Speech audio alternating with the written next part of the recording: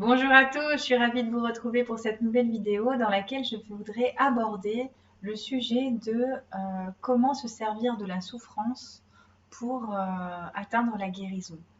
Alors pour aborder ce thème, je vais comme souvent vous parler de mon expérience personnelle parce que c'est le moyen pour moi le plus authentique, le plus fiable et le plus sincère de vous partager ce que je ressens et de vous partager ma façon de voir les choses, ma vérité. Et je souhaite que par ce partage, vous puissiez vous sentir soutenu, vous puissiez vous sentir inspiré, vous puissiez peut-être comprendre certains mécanismes qui se jouent à l'intérieur de vous ou pouvoir sortir de certaines situations qui vous paraissent inextricables et compliquées.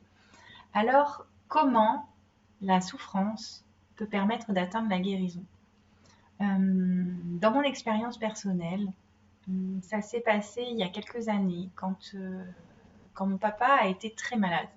Euh, il a eu un cancer et il a eu des effets secondaires assez sérieux après son cancer.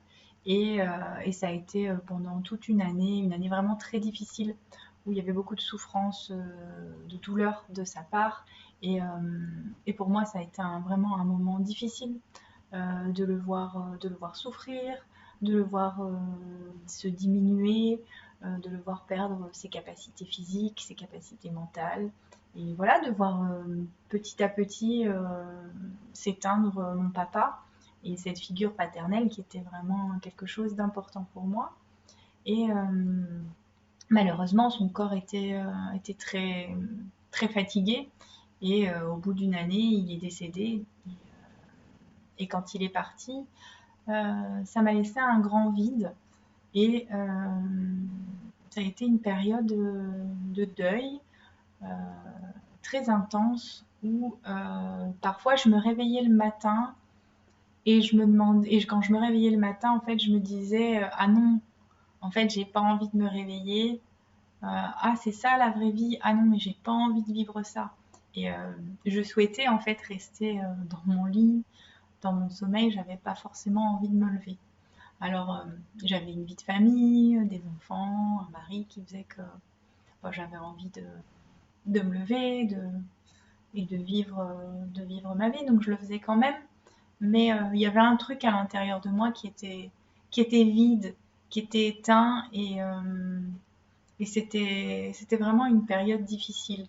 Alors je crois que ça s'appelle une dépression, hein, une période où on a vraiment du mal à trouver du sens à notre vie. Et, et c'est à ce moment-là, quand je trouvais que plus rien n'allait dans ma vie, qu'il n'y avait plus de sens, que j'avais plus d'entrain, que j'avais plus de motivation, que le matin je me réveillais, j'étais fatiguée, que dans la journée j'étais fatiguée, que je pouvais être contrariée facilement aussi, et que j'avais l'impression que tout se déglinguait autour de moi, que je me suis petit à petit enfoncée jusqu'à ce qu'un jour, en discutant avec des personnes de mon entourage, euh, je me dise, bah, en fait là, il faut que je réagisse. Faut que je réagisse parce que je suis en train de m'enfoncer. Je suis triste, j'ai plus d'énergie, je suis plus motivée. Et il faut que je trouve une solution parce qu'en fait, il y a eu un élan de vie à l'intérieur de moi qui a dit, mais il n'y a pas de raison. En fait, j'ai tout pour être heureuse. Il n'y a pas de raison que je vive les choses comme ça. Et à ce moment-là, en fait, il y a eu tout un ensemble de choses. Donc, des personnes de mon entourage qui sont venues me parler avec beaucoup de bienveillance, qui m'ont montré qu'on pouvait voir un petit peu les choses autrement.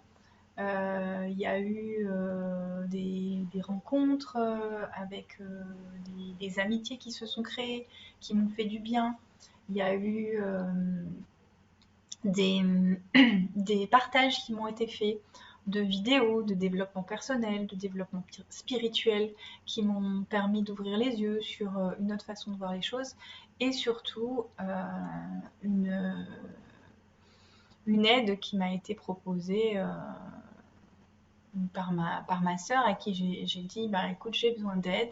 Est-ce que tu connais quelqu'un qui pourrait m'aider? Et là, elle m'a mis en relation avec une thérapeute.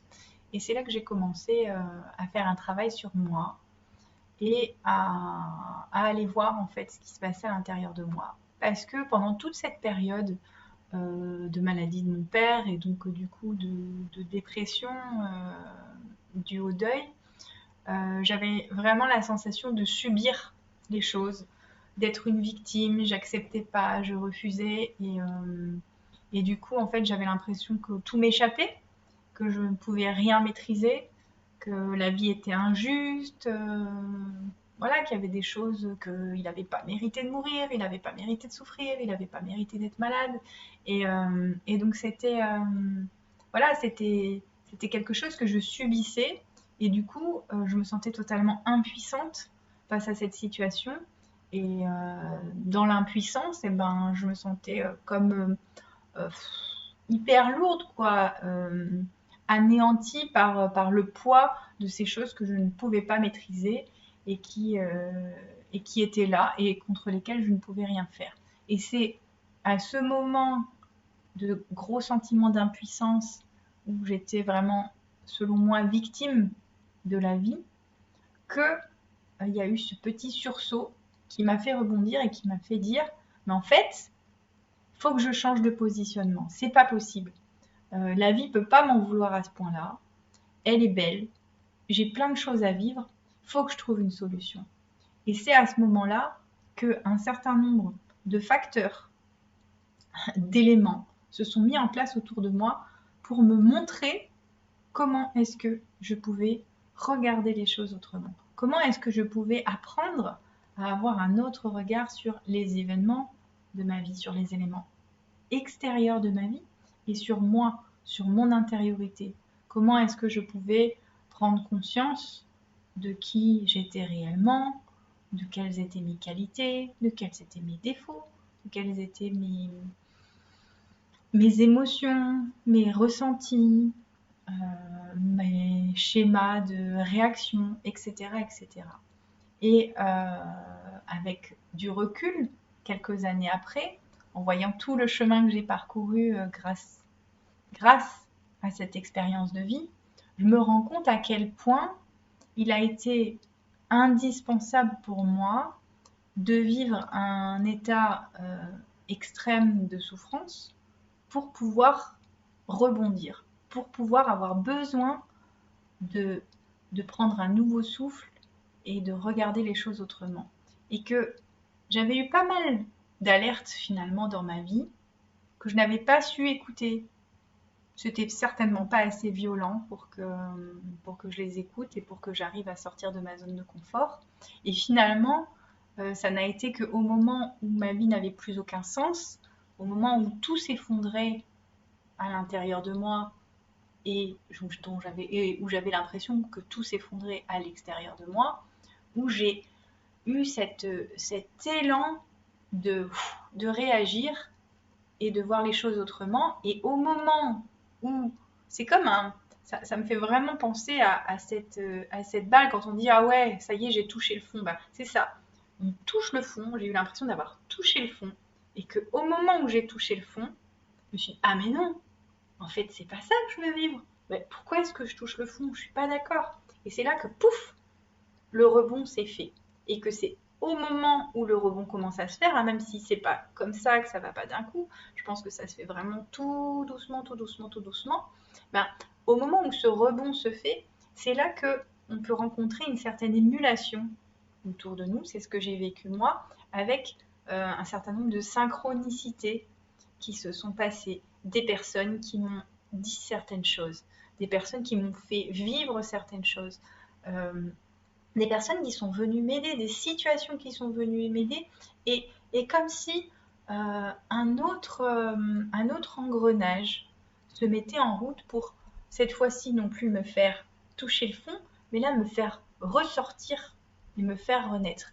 Et je discutais avec un ami l'autre jour et on parlait de reset, on parlait de programme informatique et on se disait qu'on avait l'impression qu'il y avait certaines situations de vie comme une dépression, un burn-out, une maladie, qui en fait venaient nous amener à faire une déprogrammation complète de notre disque dur intérieur, comme si on était un ordinateur et comme si on avait un disque dur, et que c'était ces gros chocs émotionnels ou physiques qui venaient nous, un peu comme nous faire perdre tous nos repères, nous déstabiliser complètement, donc nous faire toucher en quelque sorte le fond, et à ce moment-là, nous permettre de ressentir ce déclic, de ressentir cet élan de vie, et par l'émulation,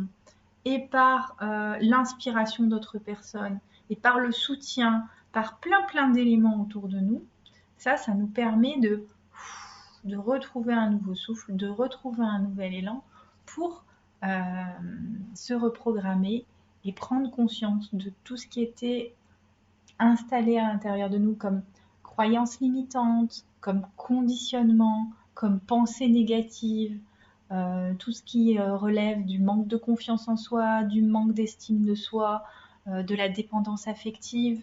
Il y a tellement de choses en fait qui sont enregistrées à l'intérieur de nous depuis notre naissance et qui nous paraissent en fait totalement normales et qui finalement, lorsque l'on commence, après avoir touché le fond, à regarder à l'intérieur de soi, on peut se rendre compte qu'on avait une mauvaise image de soi, qu'on avait une mauvaise interprétation de la façon dont la vie se déroule, qu'on voyait certaines choses comme des échecs, comme des choses qui pouvaient avoir un aspect très négatif, qui finalement se révèlent être une expérience de vie, qu'elle soit confortable ou pas confortable. Hein. Je ne dis pas que le décès de mon papa a été quelque chose de confortable à vivre. Non, ça a été quelque chose de très inconfortable, quelque chose de très triste, un vrai deuil, j'ai ressenti un vrai chagrin. Pour autant, aujourd'hui, quelques années après, je me rends compte, avec beaucoup de gratitude, de l'énorme cadeau qu'il m'a fait de m'avoir fait vivre cette expérience et que c'est sans doute grâce à lui qu'aujourd'hui je me connais aussi bien, qu'aujourd'hui j'ai travaillé sur moi, que j'ai appris à avoir confiance en moi, que j'ai retrouvé de l'estime de moi, que je me suis reconnectée à mon corps, à ma vie de femme, à mes désirs de femme, d'entrepreneur, de maman, etc. etc. Et que j'ai pu retrouver tout cet équilibre. Et du coup, c'est vraiment quelque chose d'assez marquant dans mon expérience, mais en observant ce qui se passe autour de moi, je réalise que toutes les personnes qui aujourd'hui ont entrepris un travail sur elles-mêmes, qui aujourd'hui ont atteint un degré d'épanouissement certain et se sentent assez libres dans leur vie et bien dans leur basket, ce sont des personnes qui ont vécu très souvent une souffrance assez importante et que c'est par cette souffrance qu'elles se sont réveillées. C'est par cette souffrance qu'à un moment donné, elles ont dit stop à la souffrance, maintenant je veux vivre. Stop à la survie, maintenant je veux vivre, je veux plus survivre. Et c'est malheureusement ou heureusement en ayant vécu quelque chose de souffrant que après on peut apprécier ce que c'est la joie, ce que c'est la vraie vie. C'est en ayant senti cette absence de vie à l'intérieur de soi, ce vide à l'intérieur de soi, qu'après on peut apprécier de se sentir vivant, de sentir la vie, l'énergie circuler en soi. Et c'est vraiment un message d'espoir en fait que je souhaite faire passer à vous, à toutes ces personnes qui peuvent être en train de vivre des moments difficiles, qui pouvaient traverser des dépressions, qui pouvaient traverser des burn-out, des deuils, ou vivre des maladies graves qui demandent des traitements très coûteux. Euh, c'est l'occasion, c'est l'occasion de vous éveiller à la vie. C'est l'occasion de vous éveiller à la vie.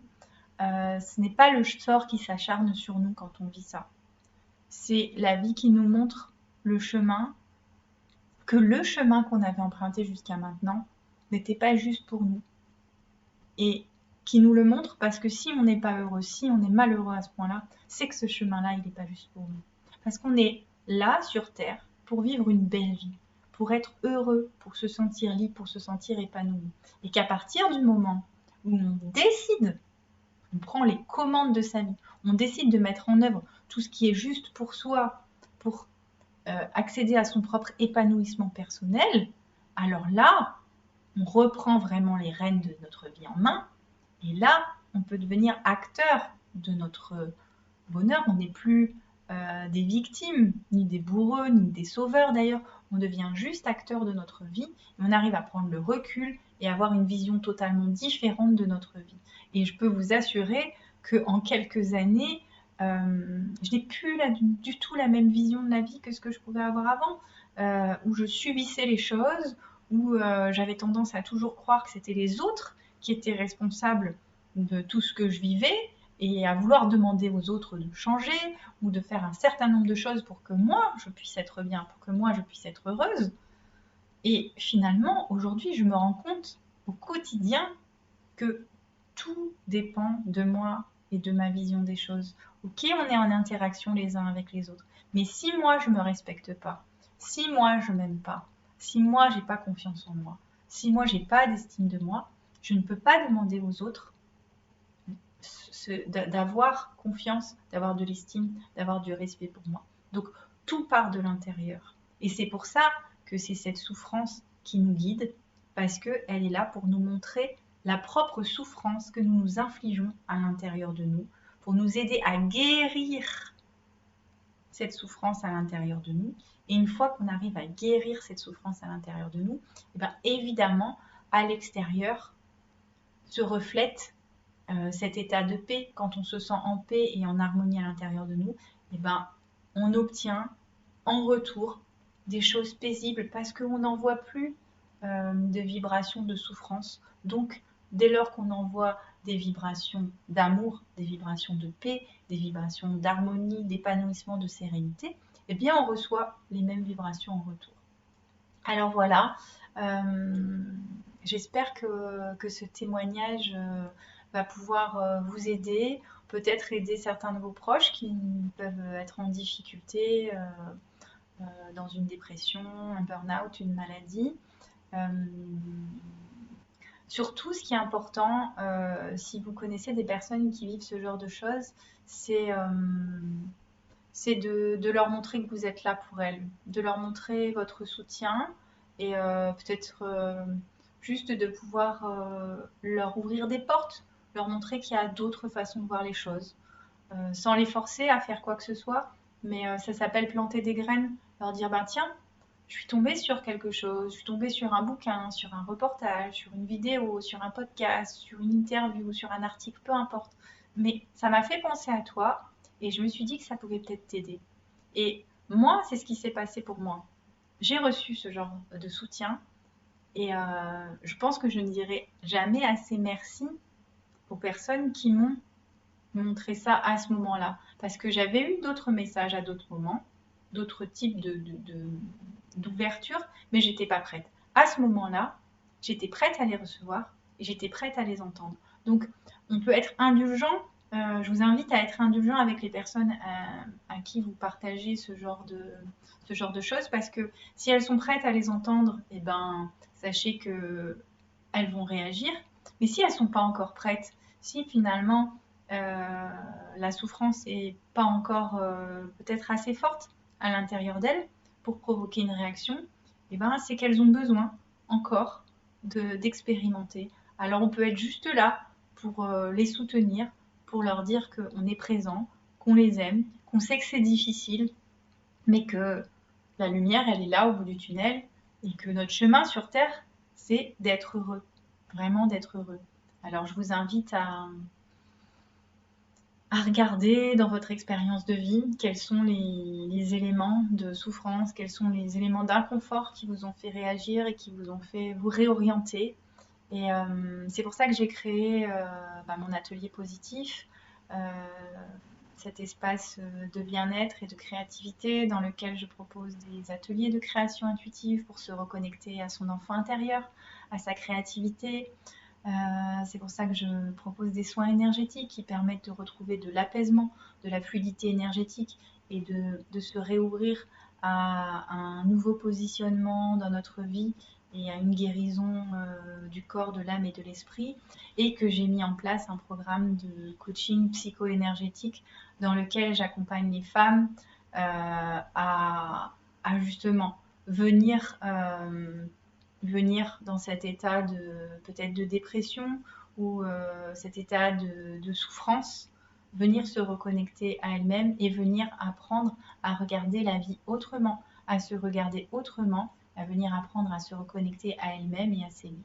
Alors si vous êtes intéressé par mes activités, n'hésitez pas à aller consulter mon site internet, monatelierpositif.com, et à me contacter pour avoir tout renseignement ou même à réserver un appel découverte avec moi. Voilà, bah écoutez, j'espère que ce témoignage vous sera utile. N'hésitez pas à me faire part de vos expériences à vous. Ça me touche toujours beaucoup quand j'échange avec chacun d'entre vous.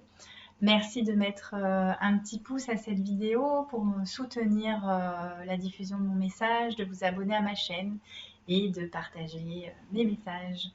Je vous souhaite une belle journée. Je vous dis à très bientôt. Au revoir.